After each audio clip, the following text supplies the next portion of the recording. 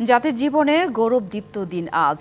দখলদার পাকিস্তানি বাহিনীর জাতিগত নিধনযোগ্য আর দখলদারিত্বের বিরুদ্ধে জনগণের বিজয় আর বীরত্ব গাথার দিন ১৬ই ডিসেম্বর। ১৯৭১-এ আত্মদানকারী লাখো শহীদের স্মরণে তাই সাভারের জাতীয় স্মৃতিসৌধে শ্রদ্ধাবনত পুরো জাতি।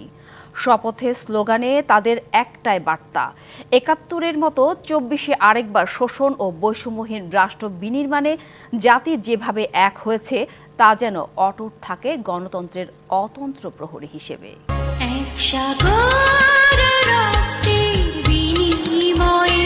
একাত্তরের এমনই একদিনে বাংলার আকাশে যখন উকি দিচ্ছিল লাল সূর্য, ততক্ষণে বাঙালির রক্তে রচিত হয়েছে বিজয়ের ইতিহাস। রক্তের অক্ষরে আঁকা লাল সবুজ পতাকা ছিনিয়ে এনে যারা উপহার দিয়েছেন বিজয়ের সুবাতাস, সেই শ্রেষ্ঠ সন্তানদের শ্রদ্ধা ভরে স্মরণ করল জাতি।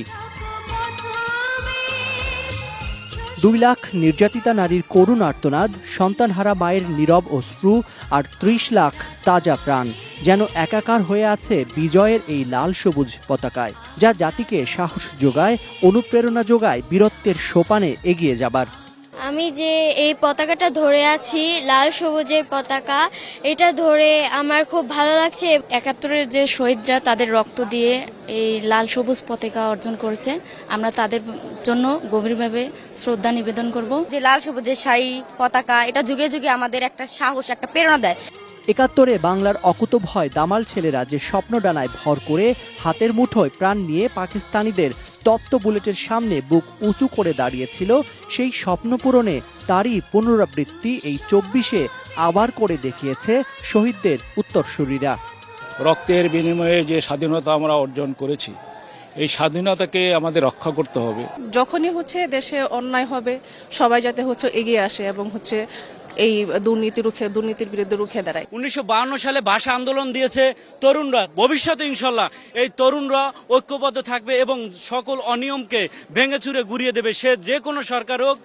তবে বিজয়ের ৫ দশক পরও লাল সবুজ পতাকার কাছে নানা প্রশ্নের উত্তর খোঁজেন অনেকে। ৫২-র ভাষা আন্দোলনে বাঙালি যে রক্ত দিয়েছিল তাতে ফুটেছিল স্বাধীনতার কলি। তাকে বিজয়ের ফুলে পরিণত করেছিল ৭১-এ ঝরে যাওয়া লাখো শহীদের এক সাগর রক্ত।